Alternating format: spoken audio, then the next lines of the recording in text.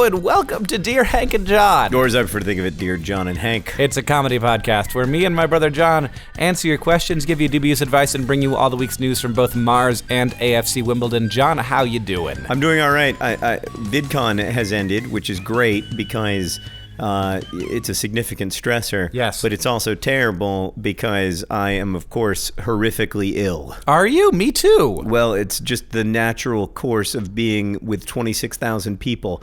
Hank, I don't know if you know this, but until very recently in human history, 26,000 people were never together. No, yeah, that's really well. I mean, how? What's your definition of recent? Well, if you look at the 250,000 year history of humans, you're looking at about 4% of it where 26,000 people were together or could be together. Yeah, I was very impressed to know that like the some of the like race arenas in the ancient Roman Empire, I think. Mm-hmm. This was like in the time of Nero.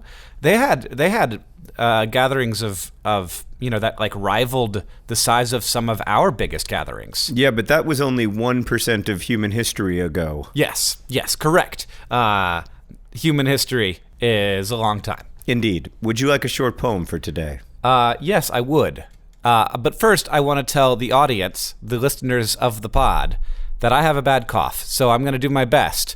But if I sound gross or make bad noises, blame viruses, not me. Hank, I don't want to say that you don't seem to be at your best right now, but you don't. You don't seem. I don't feel like I'm getting 100% of that Hank Green pod energy that I come to the pod for. Well, you know, John, what really gets me going is a short poem. It's short poems. Well, this one's about depression, and it's called Not So Far as the Forest by Edna St. Vincent Millay. Actually, just part of Not So Far as the Forest, so as to keep it short. That chill is in the air, which the wise know well, and even have learned to bear. This joy, I know, will soon be under snow. The sun sets in a cloud and is not seen. Beauty that spoke aloud addresses now only the remembering ear. The heart begins here to feed on what has been. Night falls fast, today is in the past.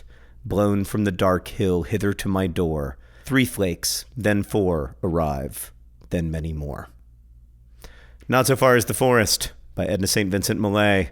Longtime favorite poem of mine, Hank. I even put it in Looking for Alaska. I liked it so much. Yeah, that was good. I liked that. And also appropriate for post-VidCon when I am often sick, but always in a little bit of a cannot see the sunset because of the clouds funk, due to I think psychology and coming down off a big high.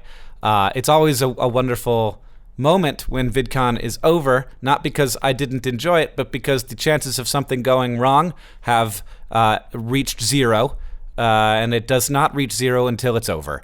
But then the weeks afterward, I'm always like, what is life for? I'm no longer having that time.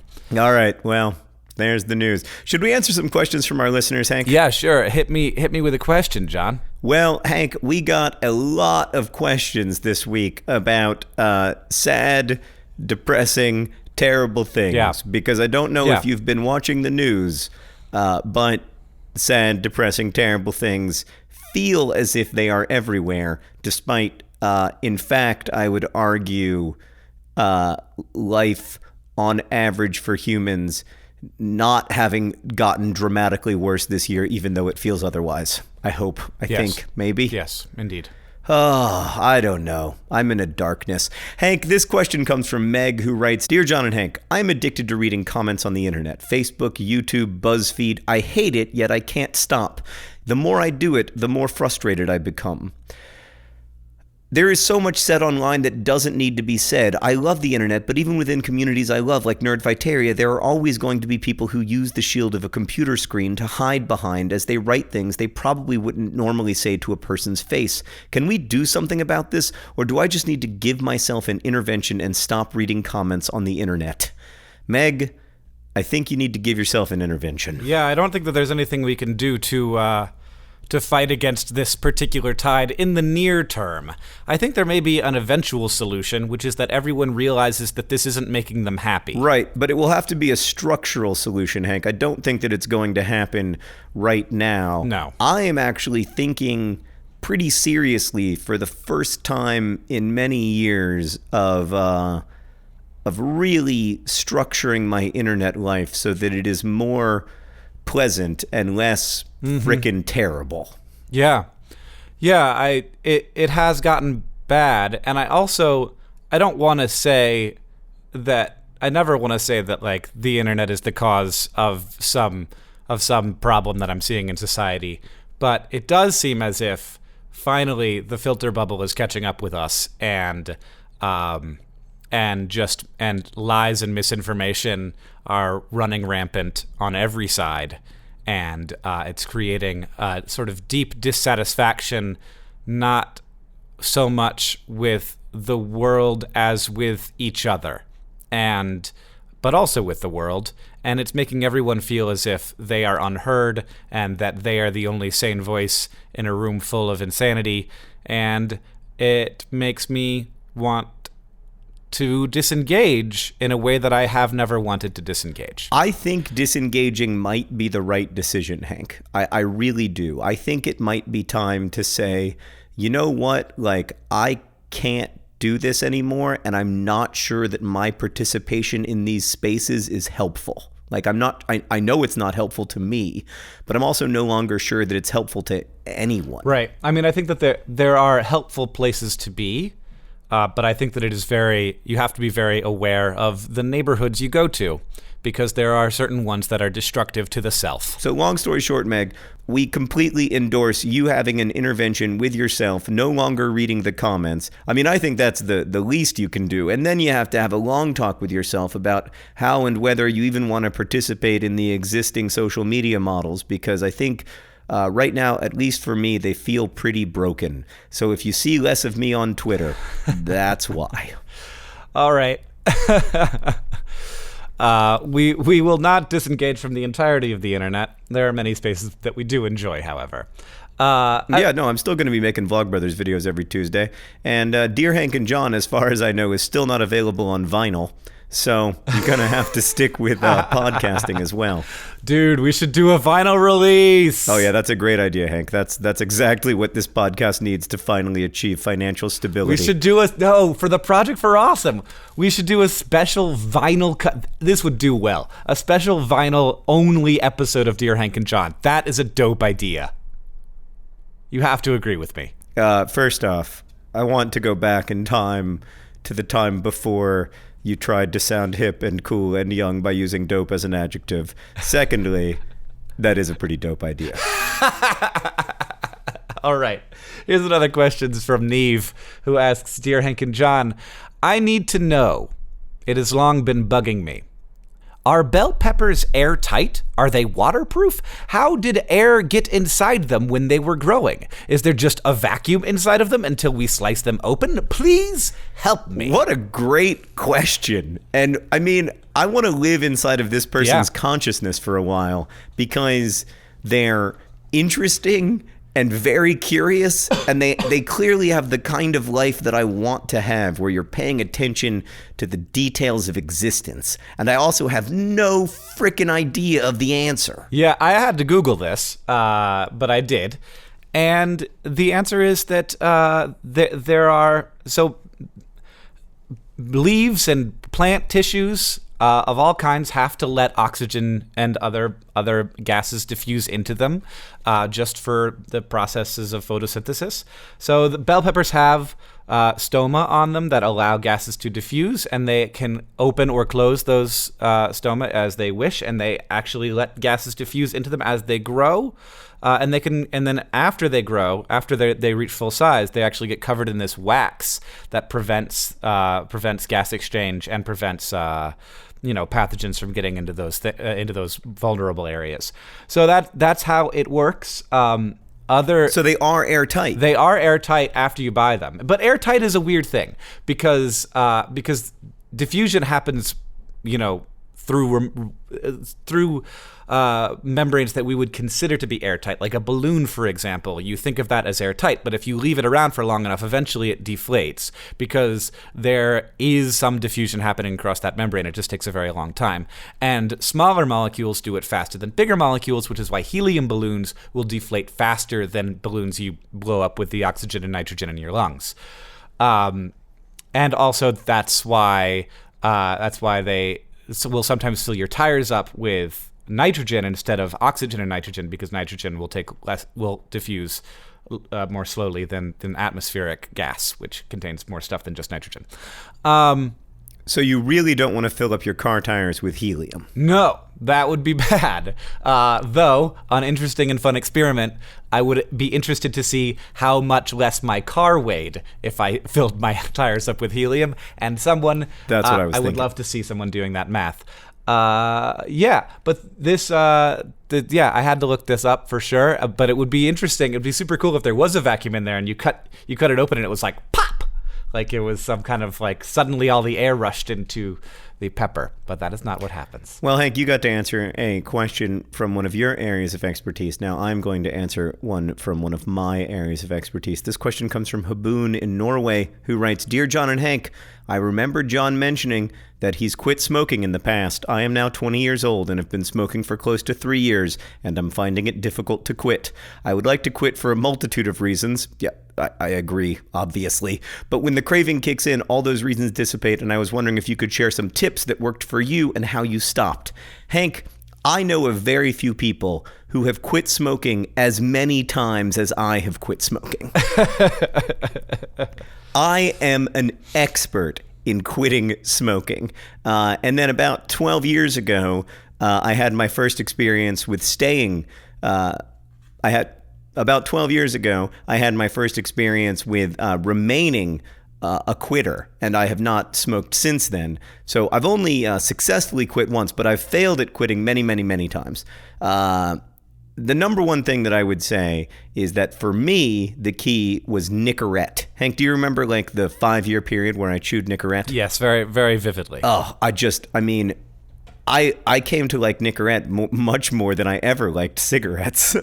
Quitting Nicorette was the real challenge, but Nicorette is so much better for you than smoking. So I do think that like it's not that it comes without health risks, because there are health risks to nicotine itself, but it is way better for you than all the stuff you put in your lungs when you smoke cigarettes. So I would encourage you to use the patch or use Nicorette or use any kind of crutch that works for you. There is no shame in using a crutch. I don't even think there's any shame in chewing Nicorette for years like I did. You know who chews Nicorette, Hank? No. The President of the United States of America, Barack Obama. There you go. There you go. Longtime Nicorette chewer. Also, apparently still sometimes smokes cigarettes. It's very, very hard to quit. I don't want to minimize how hard it is, but it is possible. I actually think it's harder when you're younger. I tried to quit smoking when I was about 20 as well, and I did successfully quit for about 10 months, but I ended up going back to it. And as I got older, even though my addiction was sort of a longer-term problem, I found it easier to quit, I think, psychologically. But I would encourage you just to use crutches. Don't be afraid of that. I think that's fine.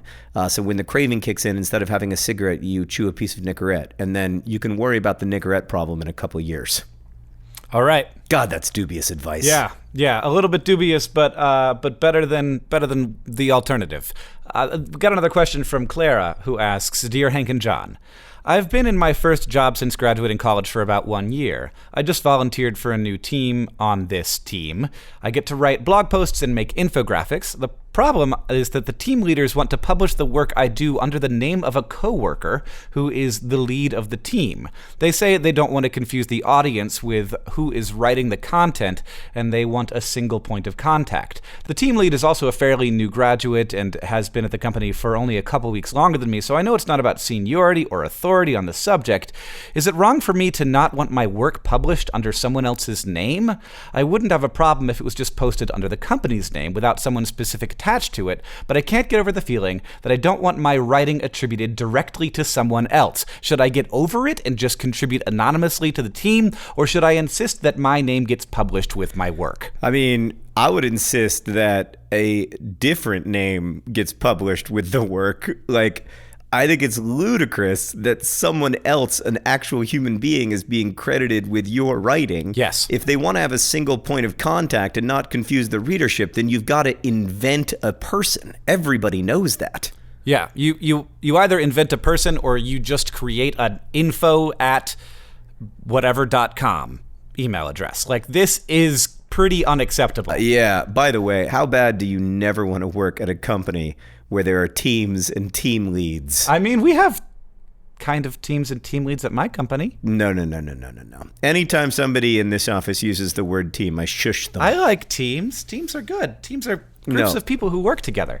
It makes me physically sick. Well, what makes me more physically sick is the idea of someone writing something and someone else some other human getting their name on it because they're the lead of the team. Like, that is... Yeah. Yeah, you need to invent a pseudonym and then give them a full, rich, complicated life, as I have given Leon Musk, at Twitter user Leon Musk #4 Earth. You know, you've got to give someone a rich and complicated backstory so that you can have a proper, fun pseudonym. Hank, in fact, without revealing too much of a secret, I have worked under the name of a pseudonym who I have given in my mind a complicated backstory and who at least at one time had an email address and answered email from that email address, etc. And I was totally comfortable with it. I'm not opposed to being dishonest with your readers. I'm just opposed to someone being credited for your work. Like, down the road, if that's under their byline, are they going to claim it when they're applying for their next job? It's just a very weird situation. Yeah, I mean, it just does not make any sense at all. Either there should be no name or a fake name, but a real person should not be getting credit for the work that you are doing, Clara. And I don't know how to solve that problem except to have your coworkers listen to this podcast. Yeah, just really subtly be like, you know what my favorite podcast is? It's called Dear Hank and John. They've got a new episode out that it's just really funny. John reads an Edna St. Vincent Millay poem. Hank has no energy. It's great. You should really listen to it. Yeah, but just for the first 1/4 of the podcast, that'd be great. I'd just make sure that you make it to minute 30 just in case there's anything that's real relevant to our particular interest. But I mean, not like I submitted a question or anything. By the way, sorry for using your real name, Clara. I mean, I don't feel bad calling these people out at all. That is not how it works. Yeah, that's not how it works. Speaking of not how things are supposed to work, Hank, we got about 75,000 questions about Brexit. Yeah. Do you want to read one of the questions? Sure. And this one comes from Ray, who writes, Dear John and Hank, I'm a UK citizen, and I'd like your dubious advice on the following topic. How do you react when your democracy makes a decision, probably a permanent one, that you deeply disagree with? Right now, I'm just feeling anguish and frustration, as well as an overwhelming sense of powerlessness. How do I escape this spiral? Well, Ray, the good news is that soon you will be asking yourself an even more important question, which is, how do I escape this spiral of deflation and increased debt that my country chose for itself when it decided to exit the European Union? I'm just kidding, Ray. It's possible that this won't be as bad as everyone worries it will be. Norway, for instance, has a really good relationship with the EU without being technically part of it. So if there's a Norway-style solution to the UK's exit from the EU, I don't think it will be catastrophic. But that would require a lot of the things that the Leave vote was voting against, including free movement of people. And I share your concern, and I don't know what to tell you. I would also say, Ray, that the feeling of anguish and frustration and the overwhelming sense of powerlessness is a part of democracy, and it is the way that 50% of the population of your country would be feeling if you had, if your side had won. And that's always a very difficult thing to appreciate and feel, especially when, we are so certain of our rightness. And I'm not saying that I'm not certain of your rightness. I am. But for example, we have had a lot of people in the U.S. feeling tremendously disenfranchised and powerless because now people have rights that gay people have the right to marry in my country where they didn't, and people feel like that is a betrayal of their values and that their voice isn't being heard, and that makes them more and more angry and disenfranchised. And feeling like their perspective does not matter, and it really is a part of, and like every time a vote has not gone my way, I have that feeling, but it is important to recognize that more important than winning any election is the idea of democracy and the success of democracy, and sort of the beauty of that system. And I think that helps me, like, believing in the system of democracy, not America's system of democracy, but the idea of democracy helps me get over that feeling of as you put it, anguish and frustration and powerlessness. Don't agree with you about this particular vote, because this is not a vote that should have occurred. This is not a thing that should have been put to a vote. And I think part of the frustration is that one particular historical moment became incredibly important because the particular population alive at that moment was allowed to vote about something that had broad repercussions, both for people who are, I don't think it ever should have been allowed to come to a vote. There are lots of things in a democracy that we don't vote on. There are reasons that we have representative democracy instead of direct democracy. And I don't agree that this is an example of democracy working. To me, this is an example of,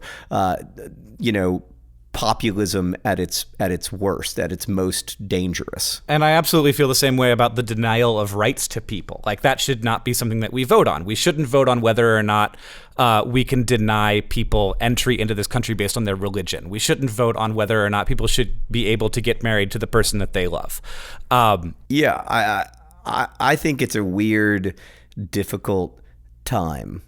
And I think the internet is part. I know we don't like to blame the internet for problems. I'm not blaming the internet for the problems, but I think the internet is part of the issue. I think the echo chamber that we're all living inside of has made it very difficult for us to see the other well. And that includes me not having a good understanding of the arguments in favor of for the UK leaving the EU. It's not my decision. It's not my country.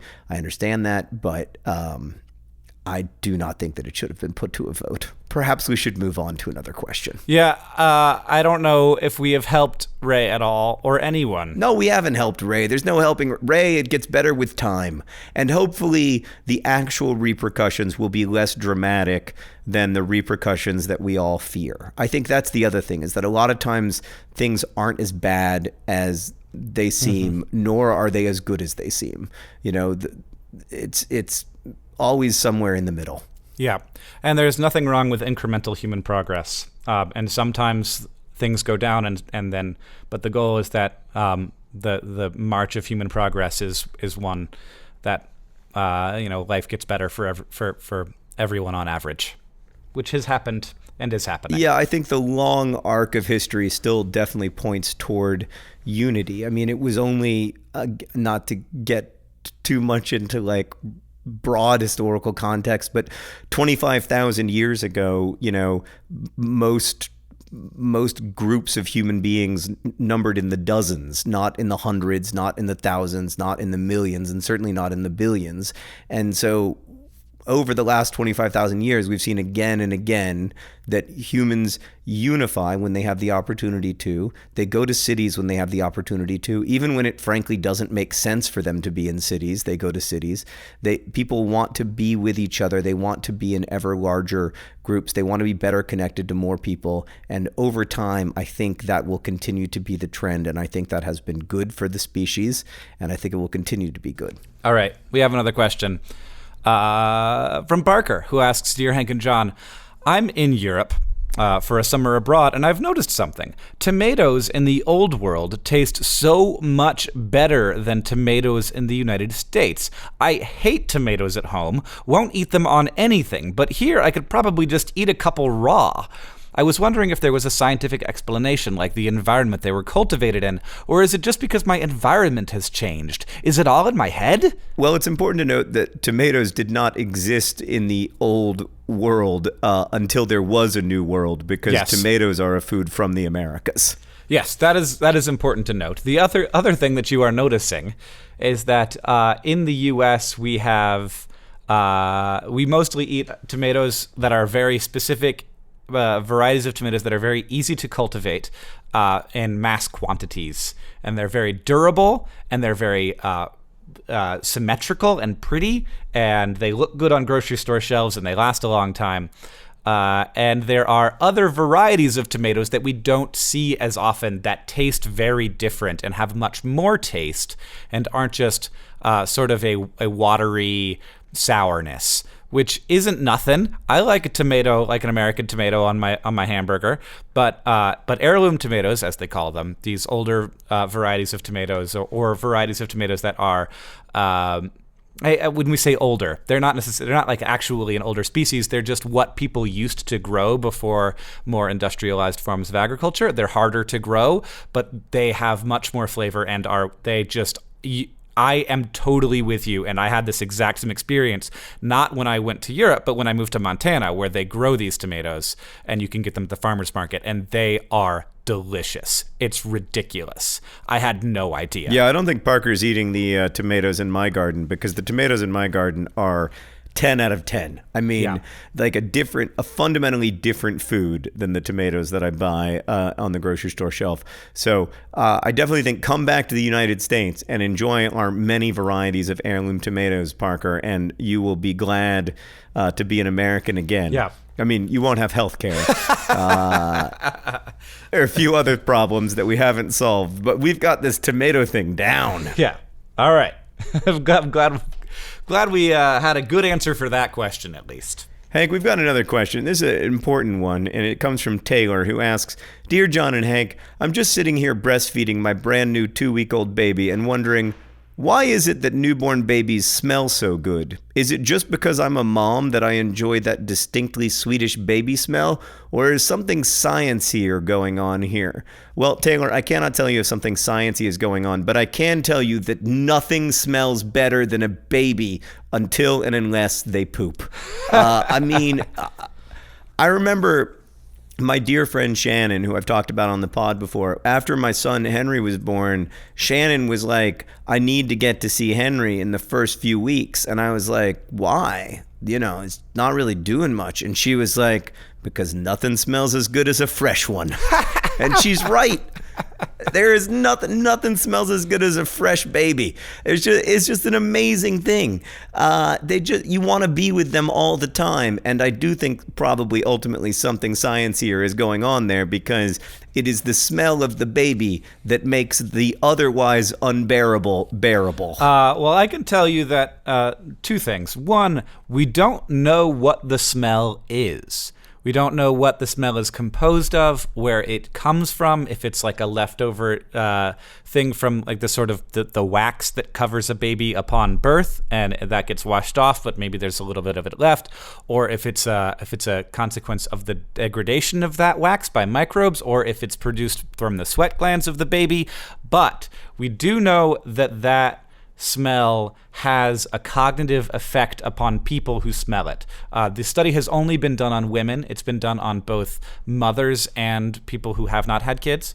And in both groups, but more strongly in mothers, it has an effect on the brain that is very similar to the effect that dopamine has, and it creates bonding. And it also just is just sort of like a pleasurable sensation. So we do know that smell, which only lasts for a few weeks, does have a measurable cognitive effect on the brain of humans. So that's pretty cool. So I don't want to oversimplify this or anything, Hank, but you're basically saying that like babies smell like heroin feels. Yeah, a little bit. I mean, I'll tell you what, I do not want to have another child. I found having babies to be extremely difficult, and I didn't even have to have them. And yet, nothing smells like a freshie. Well, the good news is, John, that if you want to get that sensation back, all you have to do is go out and get some heroin. All right, John, this one is from Corey, who asks, Dear Hank and John, I'm currently an animation major who loves the world of character design. Lately, I've been lucky enough to be hired on several different projects developing and illustrating characters. A lot of the people in my life are supportive of my goal to work in the art industry, but there are still a good amount of people who see my work as just a hobby and constantly ask when I'm going to get a, quote, real job. How do I explain to these people that my freelance work is a real job? Personally, I'd like to shove my money in their face while yelling, see, look at the money that I earned from my, quote, hobby. But I don't think that would be socially acceptable. Yeah, so, I mean, for many years, when we, especially after we moved to Indianapolis, people assumed that Sarah sort of provided for me with her work at the museum while I had this hobby writing books that no one read and making YouTube videos, which was not a thing that you could turn into money. And it did bother me at first, but then something switched inside of my brain and I realized that I was making my life and my self-worth about what other people thought of my work rather than just doing the work. Like I remember my my neighbor, after the first time I mowed the lawn, I was really excited to mow a lawn, Hank, because I grew up with Dad mowing the lawn, and I thought, you know, now I'm going to be a proper adult who mows their own lawn and everything. And my neighbor came up afterwards, and I was just drenched in sweat because it turns out that I'm not well suited to mowing a lawn, surprisingly enough. And he said, you know, when the Kaufmans lived here, this was the best lawn in the neighborhood. And I was like, well, they don't live here now. And he was like, and it seems like you've got time to take care of it, ... And it did hurt my feelings, but I was giving them way too much power. Like, if you get to live your dream and make money, it doesn't matter. Why do you have to prove to these people that you live your dream and make money? Yeah. It's fine. Just live your dream and make money. Congratulations on, like, winning the absolute life lottery. Yeah, I mean, I'm very happy for you, Corey. That's really fantastic, and I want to see some of your work. And what a cool thing to get to do. And if this is one of the prices that you pay for your job, then that's one of the prices you pay. Is that because, like, I think most of the time when you're meeting somebody and they ask you what you do, and you say you do freelance character design for animation, like for animated things, people will be like, "Oh, that's cool. Tell me more about that." And that's great. They're not going to be like, "That's not a real job." And I think that the people who are wondering when you're going to get a real job just maybe have a different conception of how life is supposed to be than you do, and that's fine. And it's fine to have that difference. Today's podcast is brought to you by not having what some people consider to be a real job. Not having what some people consider to be a real job. Downright pleasurable. Today's podcast is also brought to you by Heirloom Tomatoes. Not just available in Europe, also in America. They're like tomatoes, except they taste. And today's podcast is brought to you by Clara, who wrote all of that stuff that's being attributed to Sarah. And finally, this podcast is brought to you by putting helium in your car tires. Putting helium in your car tires. It will make your car weigh slightly less, which will make it more efficient, even if your tires suddenly and rapidly deflate. All right, Hank, slightly related question. How big of a monster truck would I need to have in order to build a floating car? Like if I filled the tires with helium and I want the car to just float all the way to the stratosphere, how big do the tires have to be? Can we just say off the ground, because atmospheric pressure changes a lot as you get up into the stratosphere, and that would make the tires have to be immeasurably different. Sure, I really just need to be. I want to build a hover monster truck with helium tires. All right. Well, I don't know the question to that answer yet, but I bet somebody will maybe help us do that math. I also don't know the question to that answer. You're really not bringing your A game today. I'm bringing my C game. I mean, I've actually been pretty impressed by my ability to do this. Earlier this morning, I couldn't go like 5 seconds without coughing, so I'm quite pleased. Oh man, I can't stop thinking about how good babies smell. Babies are amazing. They are just absolutely. The thing that gets me most about babies is that despite having essentially none of the things I associate with humanness, they're little people. They're like tiny little human beings. Yeah. I don't know, man. I'm getting a little baby crazy, Hank. We need to answer another question. I can't believe this podcast wasn't brought to anyone by baby smell. But I guess nothing smells like a fresh one. Nothing smells like a fresh one. Let's answer this question from Nicholas, Hank. He writes, "Dear John and Hank, pertaining more toward Hank, I've been wondering what to call your style of music. I went to one of your concerts about a month ago and I brought a date, but she and her friends would ask me what type of music you'd be playing prior to the concert, and I was never able to come up with a clear answer. You've frequently called yourself a punk rocker, but I've never really associated your music with punk rock. I'd like to think you and bands such as Harry and the Potters have created a type of subgenre called nerd punk, similar to pop punk, and I now refer to your music as nerd punk. Do you accept this term as valid? And John, how would you describe Hank's music style?" You go first. Quick side note. Oh, okay. Quick side note. Hank, your set at VidCon 2016 was not just the best 30 minutes of music I've ever heard you play. It was like among the best 30 minutes of music I've ever heard anyone play. It was... I don't want to sound paternalistic or like I didn't used to like your music, but it was so much better than you were in 2008 or in 2012 when we toured together. It was like you were doing a fundamentally different thing than the thing that you were doing a few years ago. It was beautiful to watch. Well, it's very nice to have a band.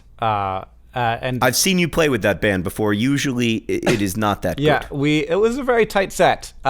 We just got off tour, so we've done a very similar set a bunch of times. And we have a really good time. And it's funny because in the work up to that, you don't know this, John, in the work up to that set, I had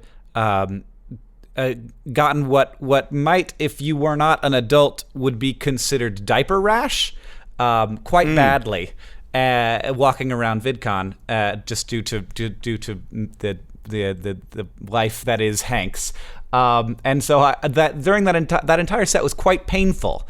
But I had gotten some medicated cream thanks to my assistant, Julie. Thank you. But it was so I had to work through the pain. Maybe that was good for the art. Maybe it was. You were moving quite freely. I mean, I always forget that you are a good dancer, because you would think that because we are so closely genetically related that we would have something in common, and yet we don't. we really don't. You can dance, you can sing, you know science. It's like we are wholly opposite people. We're but weird I would odd call couple. your music nerd punk. I like that label. I also often go with nerd punk. I think that it is.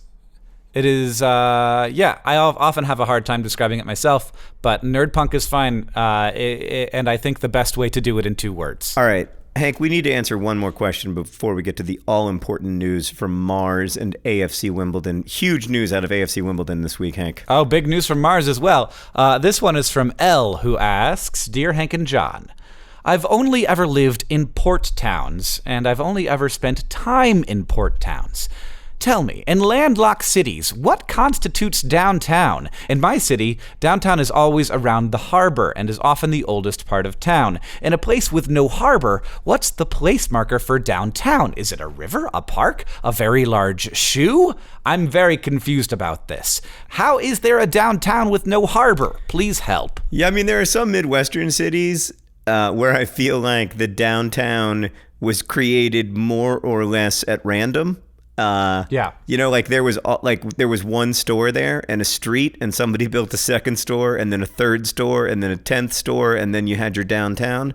But in Indianapolis, the whole city is built around the White River because the planners of the city believed that the White River was going to be, similar to what the Chicago River is in Chicago.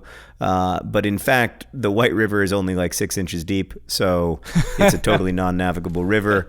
And it turns out to have been a completely useless body of water from a commercial perspective.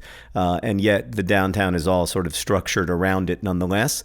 But yeah, I think it's usually around bodies of water. In fact, as you know, Hank, Indianapolis was for many years the largest city in the world not on a navigable waterway. So I think it is some body of water. Yeah, and oftentimes it is the intersection of two large streets.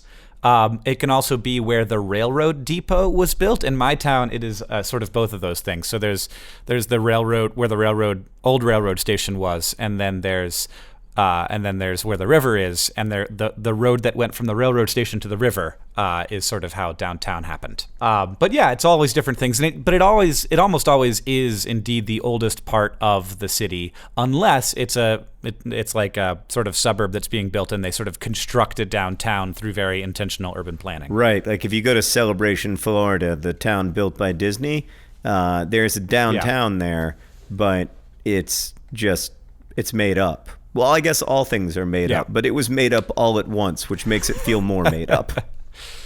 But no, I've never seen a town built around a very large shoe. Not yet, but the arc of history is long, and it does bend toward shoes. Hank, what is the news from Mars this week? It's so hard to pick. We had two really big Mars newses this week. What do you do, John, when you have two big AFC Wimbledon newses? Just tell me both of them. I'm excited. Okay, let's do all the news.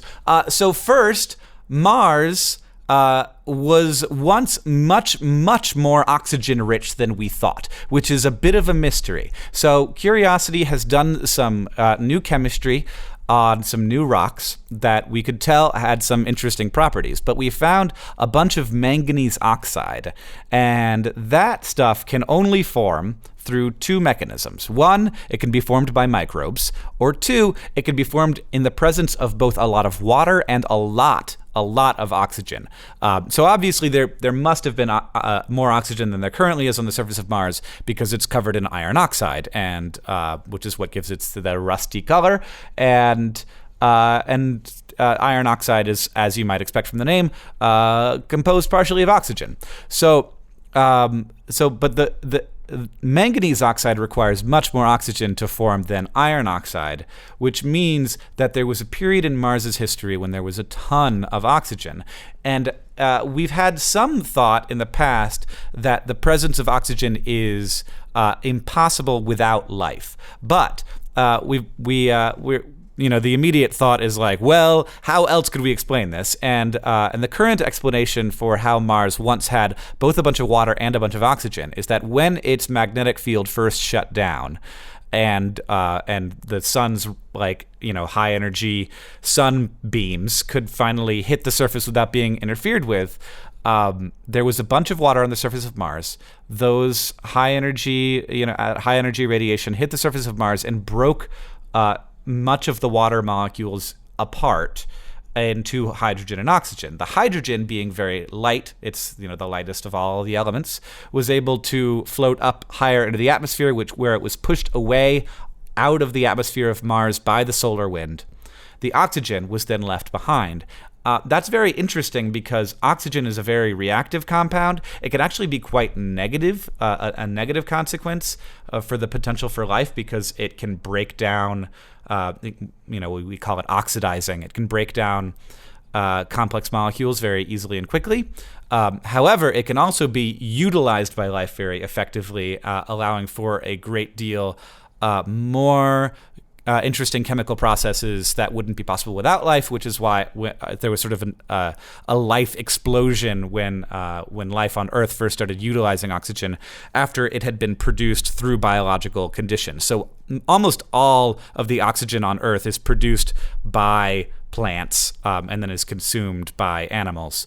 And animals weren't really possible on Earth until plants had created a huge amount of oxygen in the atmosphere. So that's very exciting news that tells us maybe something about Mars's history, and also like having this period of time where there was a lot of water and a lot of oxygen shows us a potential Mars in the past that was very, very similar to Earth.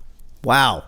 So just to clarify this here, there's going to come a day, probably in the next 10 years, but we don't know when the solar winds will just blow away Earth's atmosphere, and then whatever, if there are some kind of people eventually in the future, they're going to be thinking about and talking about Earth the way that we are currently thinking and talking about Mars. Well, let's hope not. Our magnetic field seems to be pretty robust, so let's hope that it sticks around for a while. And that we don't have all of the water on Earth split into gases that we can no longer drink or bathe in.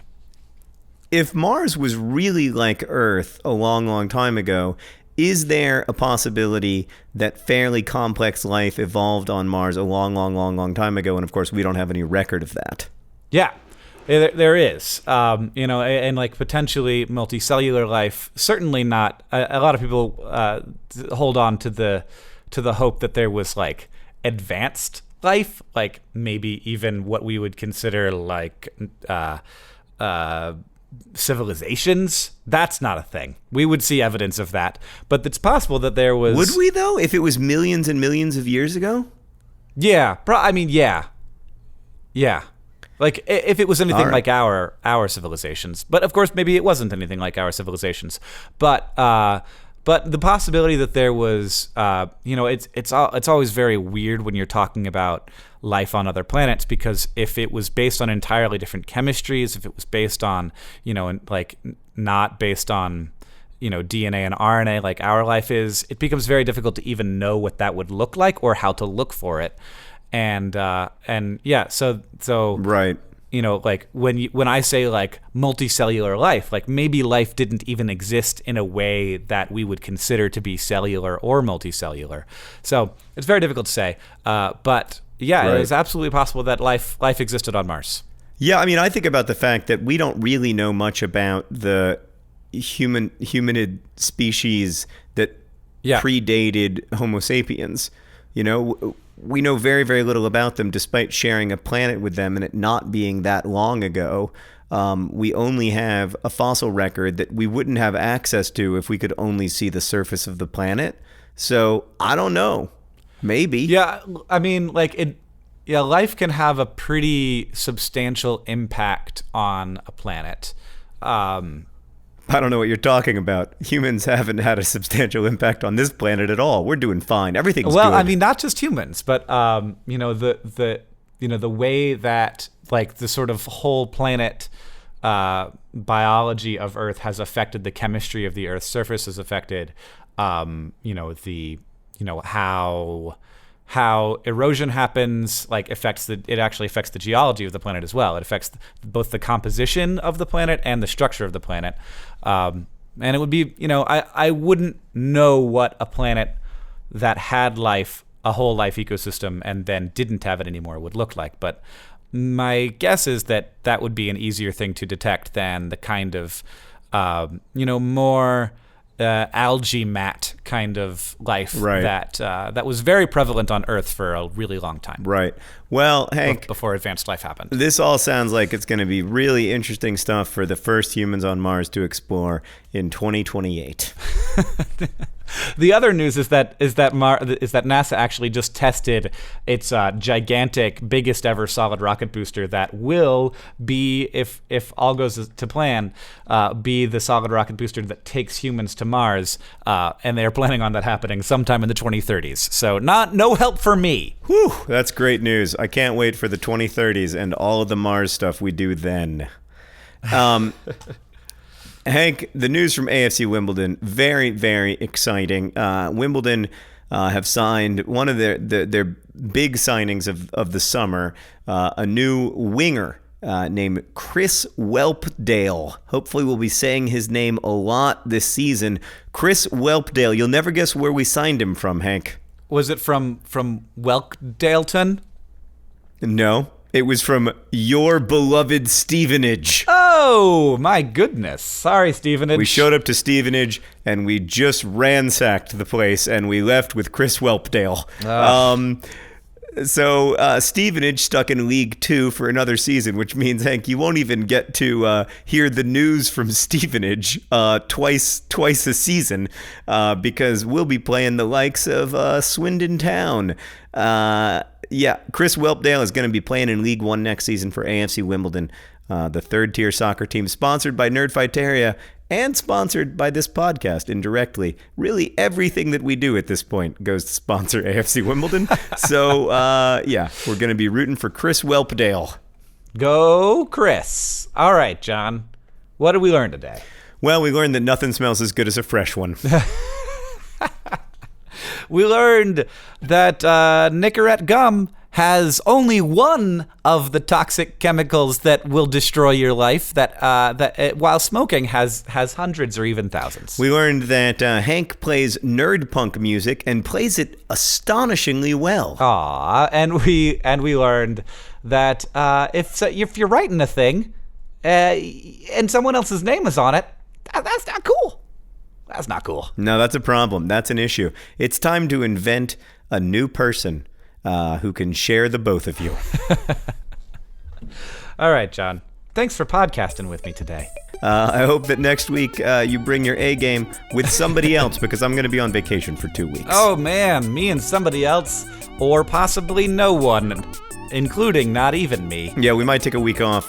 Depends on how things fall out. Depends on how long I feel like I've been destroyed by foreign invaders inside of my body. Oh, those are the worst invaders. Yeah. Well, no, there are worse invaders.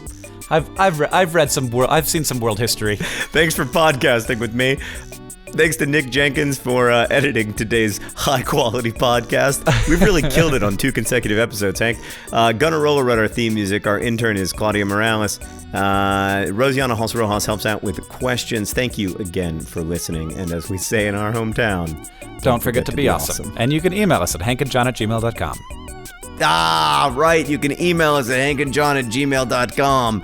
Anybody who made it to the end of the podcast should get like a privileged email address. But that's the only one, hankandjohn@gmail. That's us. All right. Thanks for listening. Bye-bye.